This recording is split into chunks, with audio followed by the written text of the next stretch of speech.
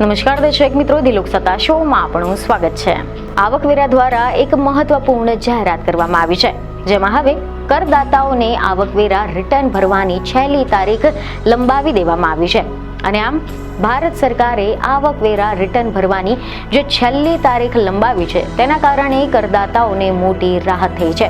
હવે કરદાતાઓ તેમના આવકવેરા રિટર્ન 16મી સપ્ટેમ્બર 2025 સુધી ફાઇલ કરી શકશે. અને અગાઉ આ તારીખ 15મી સપ્ટેમ્બર 2025 હતી, જે આવકવેરા વિભાગ દ્વારા એક દિવસ માટે લંબાવવામાં આવી છે. આ અંગે આવકવેરા વિભાગે એક પ્રેસ રિલીઝમાં જણાવ્યું છે કે ઇન્કમ ટેક્સ રિટર્ન દાખલ કરવાની જે અંતિમ તારીખ જે પહેલા 31 જુલાઈ 2025 હતી, તેને લંબાવીને 15મી સપ્ટેમ્બર 2025 કરવામાં આવી હતી. અને કેન્દ્રીય પ્રત્યક્ષ અને કર બોર્ડ એટલે કે CBDT એ હવે આ અંતિમ તારીખને હજુ પણ એક દિવસ માટે લંબાવવાનું નક્કી કર્યું છે. અને આના પ્રમાણે હવે ITR દાખલ કરવાની અંતિમ તારીખ 16મી સપ્ટેમ્બર 2025 કરવામાં આવી છે.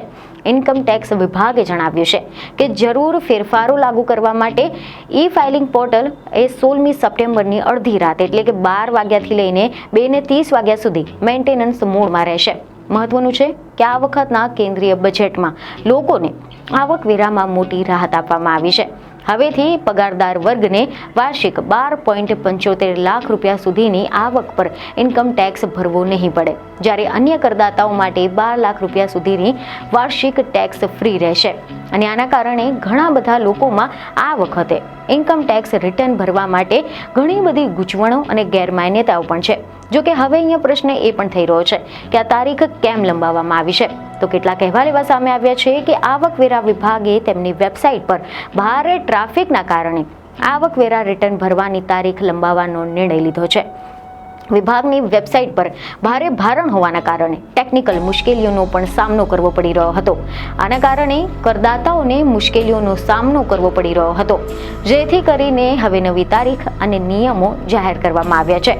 સમાચાર એવા મળી રહ્યા છે કે હવે કરદાતાઓ 16મી સપ્ટેમ્બર 2025 એટલે કે આજ સુધી તેમના આવકવેરા રિટર્ન ફાઇલ કરી શકશે.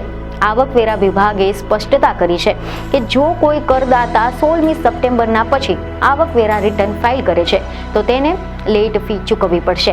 આના ઉપરાંત આવકવેરા વિભાગે માહિતી આપી છે કે જરૂરી ફેરફારો કરવા માટે પોર્ટલ 16મી સપ્ટેમ્બર 2025ના રોજ રાત્રે 12થી લઈને 2:30 વાગ્યા સુધીમાં જાળવણી મોડમાં રહેશે.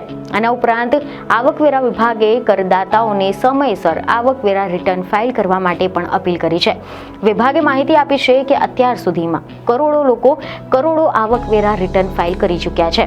આવકવેરા વિભાગે કરદાતાઓને સમયસર આવકવેરા રિટર્ન ફાઇલ કરવા માટે અને લેટ ફી ટાળવા માટે પણ સલાહ આપી છે. આ સાથે જ આવકવેરા વિભાગે માહિતી આપી છે કે જરૂરી ફેરફારો કરવા માટે પોર્ટલ 16મી સપ્ટેમ્બરના રોજ રાત્રે 2:30 વાગ્યા સુધીમાં જાળવણી મોડમાં રહેવાનું છે. અને આ સમય દરમિયાન પોર્ટલ પર આવકવેરા રિટર્ન ફાઇલ નહીં કરી શકાશે.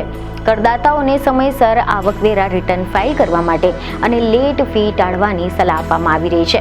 આવકવેરા વિભાગની વેબસાઇટની મુલાકાત લઈને આવકવેરા રિટર્ન ફાઇલ કરવાની પ્રક્રિયા પૂર્ણ કરી શકાશે. હવે અહીંયા કેટલાક લોકોને એવા પણ ઘણા બધા પ્રશ્નો થતા હોય છે કે IT રિટર્ન કોણે ભરવું જોઈએ, કેટલી આવક હોય તો રિટર્ન ફાઇલ કરવું ફરજિયાત છે, અને રિટર્ન ભરવામાં ન આવે તો શું થાય. તો આ અંગે આજે અમે તમને કેટલીક અગત્યની માહિતી આપીશું. તો સૌપ્રથમ એમાં તમને જણાવી દઈએ કે એવા અહેવાલ મળી રહ્યા છે કે તમારી કુલ આવક એ મૂળભૂત મુક્તિ મર્યાદાથી વધુ હોય તો IT રિટર્ન ભરવું પડે. એટલે કે સામાન્ય કરદાતા જે 60 વર્ષથી ઓછી વયના છે, તેમની વાર્ષિક આવક જો 2.50 લાખથી વધુ હોય, સિનિયર સિટીઝન જે 60 થી 80 વર્ષની વચ્ચે આવે તો તેમની આવક 3 લાખ રૂપિયાથી વધુ હોય. અને સૌપ્રથમ તમને જણાવી દઈએ કે એવા અહેવાલ છે કે તમારી કુલ આવક મૂળભૂત મુક્તિ મર્યાદાથી વધુ હોય તો IT રિટર્ન ભરવું પડે. એટલે કે સામાન્ય કરદાતા જેની ઉંમર 60 વર્ષથી ઓછીની છે તો વાર્ષિક આવક 2.50 લાખથી વધુ હોય, અને સિનિયર સિટીઝન જેમની 60 થી લઈને 80 વર્ષની ઉંમર હોય અને તેમની આવક 3 લાખ રૂપિયાથી વધુ હોય. આ સિવાય સુપર સિનિયર સિટીઝન એટલે કે 80 વર્ષથી વધુ વધુની વયના હોય અને તેમની વાર્ષિક આવક 5 લાખથી વધુ હોય તો આઈટી રિટર્ન ભરવું ફરજિયાત છે. આવા કેસમાં કુલ ગ્રોસ આવક જે કલમ 80ના હેઠળ મળતી કપાતોને બાદ કરતા પહેલા અને ત્યારે આવા કેસમાં ઉપરોક્ત મુક્તિ મર્યાદાથી વધુ હોય તો રિટર્ન ભરવું પડે છે.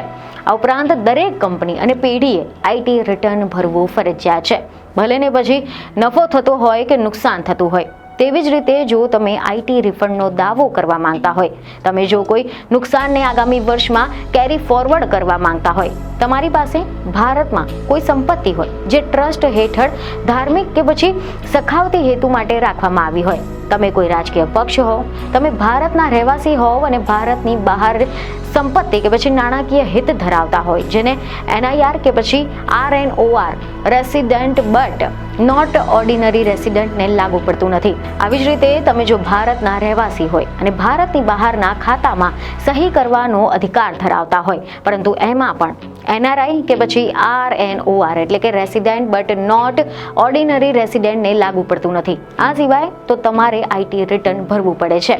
આ ઉપરાંત તમારી આવક મૂળભૂત મુક્તિ મર્યાદાથી ઓછી હોય પરંતુ તમે એક કરતાં વધુ અથવા તો વધુ કરંટ એકાઉન્ટમાં 1 કરોડ રૂપિયા કે તેનાથી વધુ રકમ જમા કરાવી હોય, તમે બચત ખાતામાં 50 લાખ કે તેનાથી વધુ રકમ જમા કરાવી હોય, તમે તમારા માટે કે પછી બીજા વ્યક્તિ માટે વિદેશ યાત્રા માટે 2 લાખ રૂપિયા કે તેનાથી વધુ ખર્ચ કર્યો હોય, તમારું વાર્ષિક લાઇટ બિલ 1 લાખ રૂપિયાથી વધુ આવતું હોય, તમારો TDS યા તો પછી TCS એટલે કે ટેક્સ કલેક્ટેડ એટ સોર્સ એટલે કે 25,000થી વધુ હોય, સિનિયર સિટીઝન માટે 50,000 રૂપિયા રાખવામાં આવ્યું છે, તમારા બિઝનેસનું વાર્ષિક ટર્નઓવર 60 લાખ રૂપિયા કરતાં વધુ હોય અથવા તો તમારી પ્રોફેશનલ આવક 10 લાખ રૂપિયાથી વધુ હોય તો તમારે ઇન્કમ રિટર્ન ભરવું ફરજિયાત છે.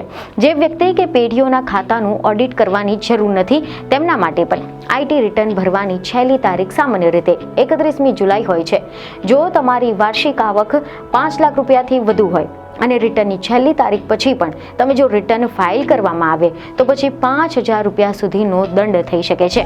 તેમજ તમારી જો કુલ આવક 5 લાખ રૂપિયા સુધીની હોય અને છેલ્લી તારીખ પછી તમે જો રિટર્ન ફાઇલ કર્યું હોય તો પછી તમારે 1,000 રૂપિયાનો દંડ ભરવો પડી શકે છે.